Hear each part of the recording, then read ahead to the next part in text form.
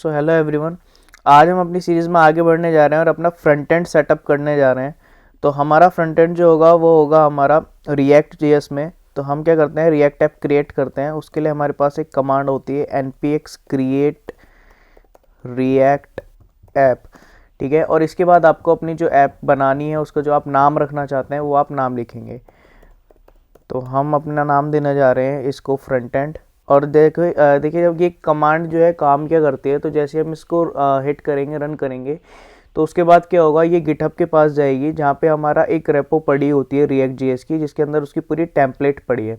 तो ये वहाँ से उस पूरी टेम्पलेट को उठा के यहाँ पे फैच करेगी, बेसिकली इंस्टॉल करेगी, क्योंकि उसके अंदर क्या पड़े हैं, हमारे एसेट्स पड़े हैं, मतलब सीएसएस फॉर्म में पड़े हैं, हमारी इमेजेस पड़ी हैं, और जितना भी हमारा जावास्क्रिप्ट का कोड पड़ा हुआ है इनिशियली, तो वो उसको यहाँ पे उठा के रख देंगे डायरेक्टली। और ये एज एक टेम्पलेट बनी हुई है। तो देखिए जैसे मैं इसको कमांड को रन करता हूँ तो मेरी इंस्टॉलेशन स्टार्ट हो जाएगी। देखिए यहाँ पे क्या आ रहा है, इंस्टॉलिंग पैकेजेस, मतलब जितने भी पैकेजेस वगैरह हैं, हमारी जितनी भी फाइल्स वगैरह हैं, ये सबको वहाँ पे हमारे इंस्टॉल कर देंगे।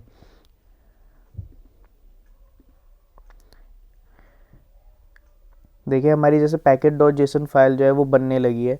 ठीक है, ये थोड़ा सा टाइम लेगा इंस्टॉलेशन। अब हमारा जो होता है फ्रंट एंड का वो थोड़ा सा टाइम लेता है। तो इतने हम जान लेते हैं कि हमारा जो रिएक्ट जेएस है वो होती क्या है एक्चुअली। तो रिएक्ट जेएस में पता है एक मेथ है जो आप मतलब काफ़ी जगह सुन लेंगे, जो बिगिनर्स होते हैं जो बोल लेते हैं कि रिएक्ट जेएस जो है वो एक फ्रेमवर्क है जावास्क्रिप्ट का, जबकि ऐसा नहीं है।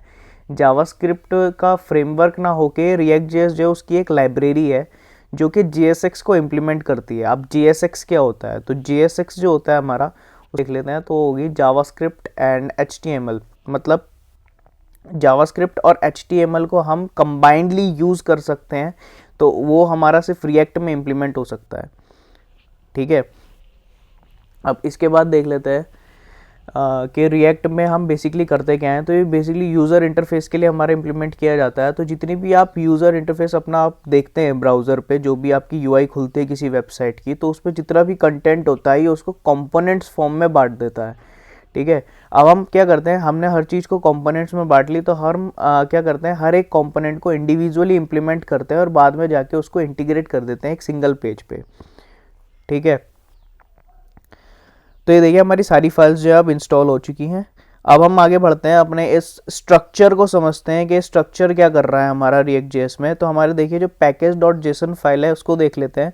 ये बिल्कुल जैसे हमने बैकएंड में यूज़ की थी वो बिल्कुल सेम उसी की तरह होती है। इसमें क्या आ रहा है, हमारा प्रोजेक्ट का नाम आ जाएगा, उसका वर्जन आ जाएगा। ठीक है, और ये है हमारा बेसिक पार्ट जो हमको जानना पड़ेगा। जैसे हमारे डिपेंडेंसीज जो थी उसमें आ रही थी, जो हम पैकेजेस इंस्टॉल कर रहे थे, वो देखिए इसमें कुछ पैकेजेस और कुछ डिपेंडेंसी जो हैं वो पहले से आई हैं। जैसे कि हमारी कुछ टेस्टिंग लाइब्रेरीज आई हैं, जेस्ट डॉम है, रिएक्ट है, यूज़र इवेंट है। तो ये सब क्या हमारे टेस्टिंग के लिए इम्प्लीमेंट की जाती हैं।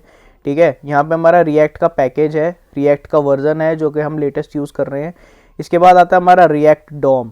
अब रिएक्ट डॉम क्या होता है, एक तो हमारा रियल डॉम होता है जो कि हमारा ब्राउज़र इंप्लीमेंट करता है। जो भी हमारा जो हमको दिखता है उसका एक पूरा ऑब्जेक्ट बना लेता है। जो भी हमारे HTML टैग्स होते हैं उनका एक पूरा ऑब्जेक्ट ट्री बना लेता है, और उसके एट्रीब्यूट्स और उसकी प्रॉपर्टीज़ को मैप करने के बाद वो क्या करता है, पूरा यूज़र इंटरफेस हमारा इंप्लीमेंट कर देता है ब्राउज़र पे। अब हमारा रिएक्ट डॉम क्या काम करता है, रिएक्ट डॉम बेसिकली एक वर्चुअल डॉम की तरह काम करता है। कैसे, जो रियल डॉम होता है ये उसको क्या कर लेता है, क्लोन कर लेता है बेसिकली। ठीक है, अब क्लोन का मतलब है एक तरीके से उसने क्या कर लिया, उसको मिमिक कर लिया, एक कॉपी बना ली उसकी।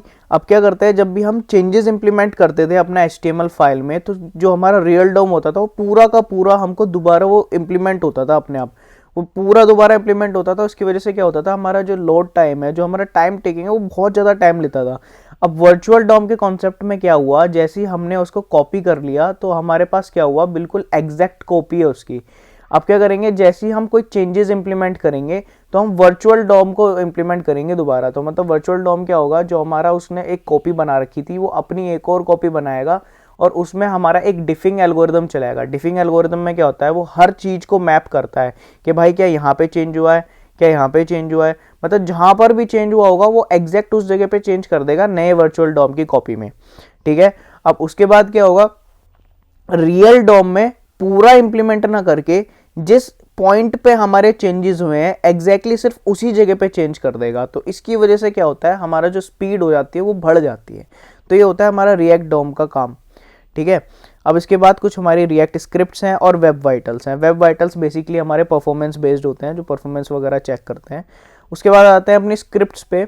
तो स्क्रिप्ट्स में हमारी जो है मेन 2 स्क्रिप्ट्स होती हैं, स्टार्ट और बिल्ड, ठीक है। अब स्टार्ट क्या होता है, जो आपको लोकली अपने सर्वर पे जब अपनी रिएक्ट ऐप स्टार्ट करनी होगी तो आप इस वाली कमांड का यूज़ करेंगे, स्टार्ट वाले का। और बिल्ड वाला क्या होगा, जैसे हम इस कमांड को रन करेंगे बिल्ड, तो एक बिल्ड फोल्डर हमारा जनरेट हो जाएगा, जिसको बेसिकली हम अगर अपनी ऐप को होस्ट करते हैं या फिर लाइव करते हैं तो हमको ये बिल्ड फोल्डर जो होता है वो वहाँ पर अपलोड करना होता है। उसके लिए हम इसको इम्प्लीमेंट करते हैं।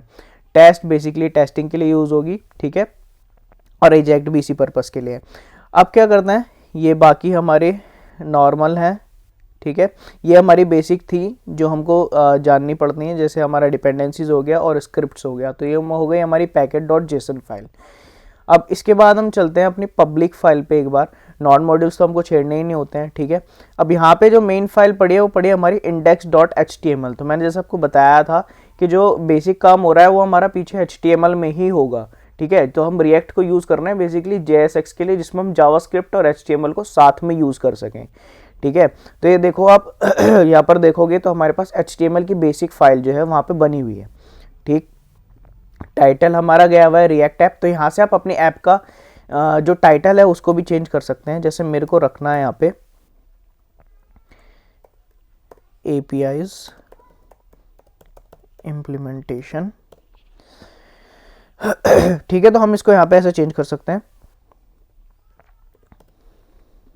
इसके आगे आ जाते हैं, जैसे हमारा बॉडी टैग यूज होता है तो बॉडी टैग में केवल एक टैग हमारा गया हुआ है यहाँ पे div टैग, और div के अंदर आईडी गई हुई है रूट।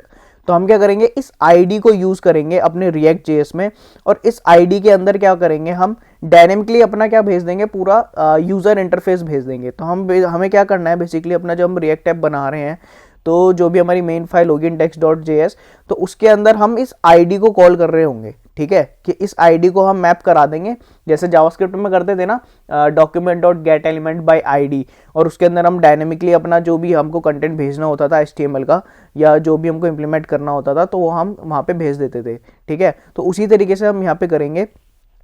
तो अब चलते हैं हमारा src फोल्डर पे, और यहाँ पे हम देखते हैं अपनी index.js फाइल, ठीक है। तो यहाँ पे देखिए क्या क्या है। सबसे पहले इन्होंने इंपोर्ट कर रखा है रिएक्ट के पैकेज को, उसके बाद हमने रिएक्ट डॉम अपना वर्चुअल डॉम को बुला रखा है, ठीक है। और फिर हमारी index.css फाइल जो कि हमारा स्टाइलिंग के लिए यूज़ हुई हुई होगी, और यहाँ पे इन्होंने इंपोर्ट कर रखा है ऐप को, मतलब इस वाले जो हमने ये फाइल बनाई है इसको इन्होंने इंपोर्ट कर रखा है वहाँ पे, ठीक है। मतलब वहाँ पे यूज़ कर रखा है, यहाँ पे हमने इसको बनाया है और वहाँ इस फाइल में इसको यूज़ कर रखा है। रिपोर्ट वेब वाइटल्स, इनके हमें अभी कोई नीड नहीं है तो हम इसको हटा सकते हैं। यहां से इसको भी हटा दीजिए। अब इसके बाद आता है यहाँ पे क्या किया है, इन्होंने एक वेरिएबल डिक्लेयर किया है कोस्ट रूट, और उसके अंदर हमने क्या कर रखा है React DOM dot create root, ठीक है। अब क्या होता, मैंने आपको बताया था कि जो रियल डोम भी होता था हमारा, उसमें क्या आता है, सबसे पहले एक रूट एलिमेंट आता है, क्योंकि वो एक ट्री लाइक स्ट्रक्चर होता है, उसके नीचे हमारे बाकी एलिमेंट्स जुड़ते चले जाते हैं इन अ हायरार्की, ठीक है।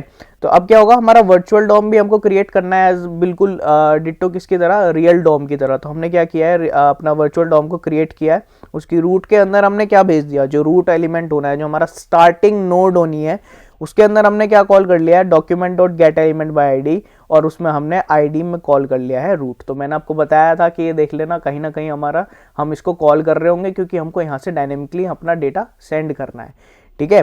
तो यहाँ से क्या किया हमने, उसको बुला लिया। तो हमारा जो पब्लिक के अंदर इंडेक्स फाइल में यहाँ पर div पड़ा था, हमने इस एलिमेंट को वहाँ पे कॉल कर लिया इस आईडी के थ्रू, ठीक है। अब आगे क्या होगा, root dot render. Render basically हम क्या करते हैं, यूआई को जो हम इंप्लीमेंट करते हैं, जो उसको कॉल करते हैं, उसको रेंडरिंग कहते हैं, कि हमारा जो है हम यूआई को कॉल कर रहे हैं, ठीक है। अब इसके अंदर क्या है, ये आ रहा है रिएक्ट डॉट स्ट्रिक्ट मोड, हमें इसकी भी अभी कोई नीड नहीं है, हम इसको भी हटा देते हैं। तो बेसिक हमारा जो स्ट्रक्चर है वो अपना रेडी है, ठीक है। अब इसके बाद क्या कर रहे हैं, इन्होंने ऐप जो हमने यहाँ पे फाइल बनाई थी app.js, तो उसको इन्होंने यहाँ पे यूज़ कर रखा है, ठीक है। अब यूज़ करने के लिए हम यहाँ पे इसको एज अ मेथड भी कॉल कर सकते हैं, ठीक है।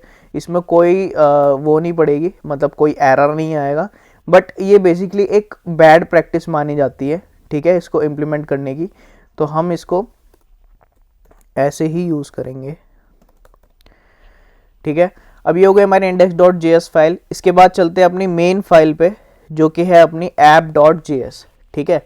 तो अभी जब आप इनिशियली अपने जब पैकेज इंस्टॉल करते हो तो उस वक्त ये .js एक्सटेंशन के साथ ही आता है, और जो रिकमेंडेशन रहती है वो रहती है कि आप इसको रीनेम कर लो और इसको कर लो JSX। तो JSX जो होता है हमारा, देखिए जैसे मैंने JSX किया तो यहाँ पे हमारा रिएक्ट का जो लोगो है वो आ गया, ठीक है। तो ये बेसिकली रिएक्ट का हमारा एक्सटेंशन माना जाता है।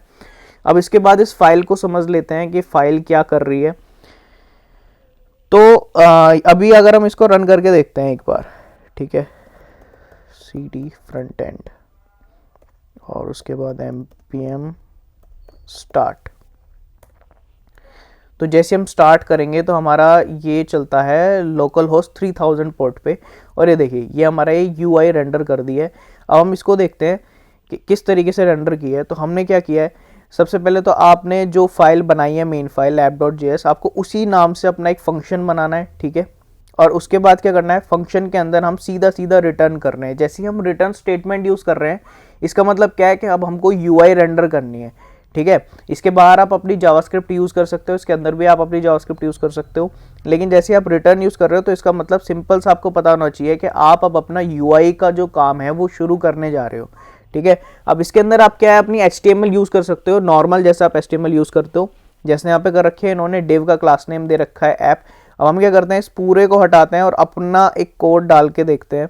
तो हमने ये पूरा का पूरा डिव हटाया, और अभी नॉर्मल समझने के लिए हम क्या करते हैं, अपना h1 टैग यूज़ करते हैं और इसके अंदर डाल देते हैं कि रिएक्ट ऐप क्रिएटेड, ठीक है।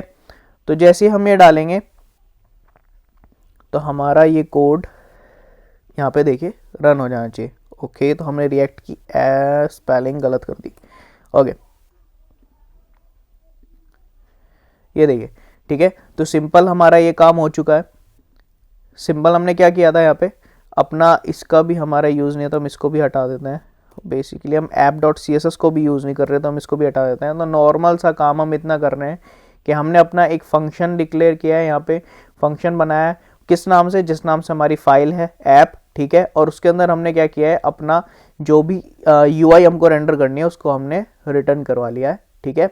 और ये एक्सपोर्ट डिफॉल्ट ऐप किस लिए यूज़ होता है, ये इसलिए यूज़ होता है कि हमने यहाँ पे फाइल तो बना दी है, ठीक है, जो काम करना है हमने वो तो इम्प्लीमेंट कर दिया, लेकिन अगर हम इस फाइल को कहीं और यूज़ करना चाहते हैं तो उस केस में हम इसको एक्सपोर्ट कर लेते हैं, ठीक है। अब यहाँ से एक्सपोर्ट किया है तो कहीं पे इंपोर्ट भी करना पड़ेगा, और वो मैं आपको पहले बता चुका हूँ कि हम index.js में इसको यूज़ कर रहे थे, तो यहाँ पे हमने इसको इंपोर्ट करा लिया था, ठीक है। अब मैं आपको एक बार रन करके दिखा देता हूँ, जो मैं आपको बता रहा था कि एज अ मेथड भी मैं इसको कॉल कर सकता हूँ और ये बिल्कुल सही वर्क करेगा। ये देखिए यहाँ पे अगर मैं रिफ्रेश भी कर लेता हूँ तो ये देखिए दोबारा से वही रेंडर कर रहा है, लेकिन मैंने जैसे आपको बताया ये एक बैड प्रैक्टिस होती है, तो हम इसको ऐसे ही यूज़ करेंगे, ठीक है। तो ये हो गया हमारा बेसिक एक रिएक्ट ऐप और एक उसका स्ट्रक्चर, ठीक है। इसके बाद जो है हम क्या करने जा रहे हैं, हम अपना जो UI है हमको एक टेबल क्रिएट करनी है, और अपनी जो हमने API इंप्लीमेंट की थी हम उसको यूज़ करके उस टेबल के अंदर डायनेमिकली अपना डेटा बुलाने जाएंगे, ठीक है। तो वो करते हैं हम अपने नेक्स्ट वीडियो में इंप्लीमेंट। तो तब तक के लिए कीप लर्निंग।